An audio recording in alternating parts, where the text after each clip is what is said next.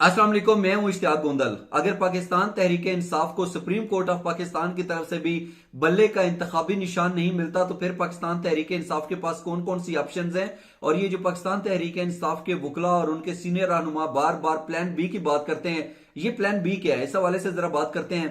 पहली बात तो यह कि 2-3 दिन के अंदर अंदर सुप्रीम कोर्ट ऑफ पाकिस्तान ने फैसला करना है कि पाकिस्तान तहरीक इंसाफ को बल्ले का निशान दिया जाए या नहीं दिया जाए। और जो बैरिस्टर गोर हैं, जो चेयरमैन है पाकिस्तान तहरीक इंसाफ के, वो कह चुके हैं कि 90% से जायद यकीन है कि पाकिस्तान तहरीक इंसाफ को बल्ले का निशान मिल जाएगा।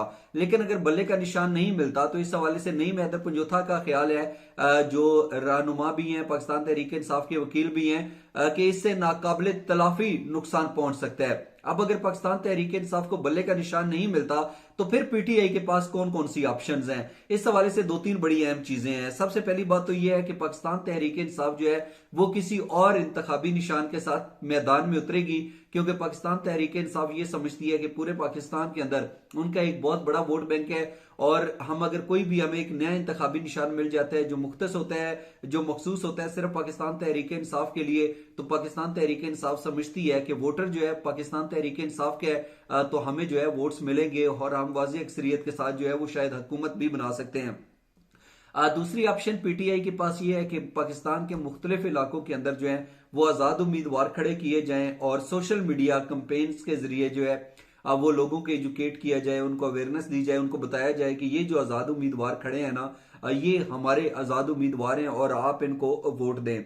अच्छा, अब जो तीसरा अहम तरीन पॉइंट है, अगर लेट्स सपोज ये दोनों ऑप्शंस अपनाई जाती हैं तो इससे पाकिस्तान तहरीक इंसाफ को जो है वो नुकसान क्या होगा अगर आज़ाद उम्मीदवार खड़े होते हैं। तो बज़ाहिर 3 बड़े नुकसान पाकिस्तान तहरीक इंसाफ को हो सकते हैं।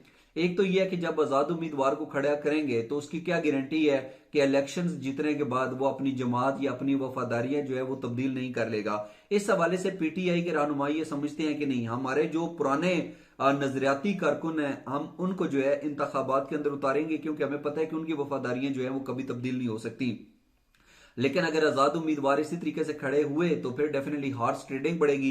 अच्छा, जो दूसरा नुकसान ये है होगा पीटीआई को आजाद उम्मीदवार खड़ा करने की शक्ल में, वो ये है कि जो मखसूस नशस्तें हैं वो पाकिस्तान तहरीक इंसाफ की जाया हो जाएंगी। और तीसरा जो अहम तरीन पॉइंट है वो भी ये है कि 2018 के अंदर जब इंतखाबात हुए तो हमने देखा कि चौधरी निसार अली खान और जो आजाद उम्मीदवार थे उनको जीप का निशान मिला। अगर आजाद उम्मीदवार जो है इस तरीके से एक ही उनको इंतखाबी निशान दिया जाता है पूरे पाकिस्तान के अंदर, तो फिर डेफिनेटली अवाम के लिए मुश्किल हो जाएगा कि पाकिस्तान तहरीक इंसाफ का आजाद उम्मीदवार कौन सा है। शायद सोशल मीडिया के जरिए उस हद तक आगाही फराम नहीं की जा सकती कि हर हल्के के अंदर हर वोटर हर सपोर्टर को पता हो किस इलाके से पाकिस्तान तहरीक इंसाफ का आजाद उम्मीदवार कौन सा है। फिर जब वहां पे जाते हैं पोलिंग बूथ के अंदर, वहां पे आजाद उम्मीदवार लगा होता है, तो अब पाकिस्तान तहरीक इंसाफ के लोग तो अमूमन हमने देखा है कि जब भी किसी जगह के ऊपर इंतखाबात होते हैं, अगर आजाद उम्मीदवार हैं 2-3 खड़े हैं तो बस आजाद उम्मीदवार के ऊपर जो है ना वो ठप्पा लगा दिया जाता है। तो इससे पाकिस्तान तहरीक इंसाफ का वोट बैंक जो है वो बड़ी तादाद के अंदर मुतासर हो सकता है। एक तो ये बी प्लान है, और दूसरा बी प्लान का जो बी पार्ट है उसके अंदर ये है कि पाकिस्तान तहरीक इंसाफ जो है वो किसी दूसरी सियासी जमात के साथ इत्तेहाद कर ले, इल्हाक कर ले, सीट एडजस्टमेंट कर ले। मिसाल के तौर के ऊपर अगर उसके पास कौन कौन सी ऑप्शंस हैं, अगर हम पाकिस्तान मुस्लिम लीग की बात करें तो उसके अंदर जो अवामी लीग है शेख रशीद अहमद की, उसके साथ जो है वो सीट एडजस्टमेंट की बजाय इल्हाक हो सकता है और वो कहें कि शेख रशीद पूरे पाकिस्तान के अंदर जो है अवामी मुस्लिम लीग के ऊपर जो है वो लोगों को जो है इलेक्शंस के अंदर उतारें और वो पाकिस्तान तहरीक इंसाफ के हों लेकिन इंतखाबी निशान उनके पास शेख रशीद वाला हो। एक तो ये ऑप्शन है। दूसरी वहादतुल मुस्लिमीन की है, और बहुत सारे लोगों का ये ख्याल है कि ऐसा शायद मुमकिन नहीं हो सकेगा। और उसकी वजह जो बताते हैं वो ये बताते हैं कि जिस तरीके से पाकिस्तान तहरीक इंसाफ के हवाले से तासर दिया जाता है कि एस्टेब्लिशमेंट के जरिए तमाम है, जरिए ताब है, और इनको जो है वो बिल्कुल भी जो है बिल्कुल कोई स्पेस नहीं दी जा रही, कोई लेवल प्लेइंग फील्ड नहीं है, और बिल्कुल जो है ना इनके ऊपर बड़ा सख्त जो है ना पकड़ दकड़ का सिलसिला जारी है। जब पाकिस्तान तहरीक इंसाफ के साथ ये हो रहा है तो कौन सी सियासी जमात होगी पाकिस्तान की जो इस सूरत हाल के अंदर पाकिस्तान तहरीक इंसाफ के साथ सियासी इलाक कर ले। शायद इस चीज के इम्कानात नहीं है, और बहुत सारे लोगों का ये ख्याल है कि ये इमरान खान को सूट नहीं करता।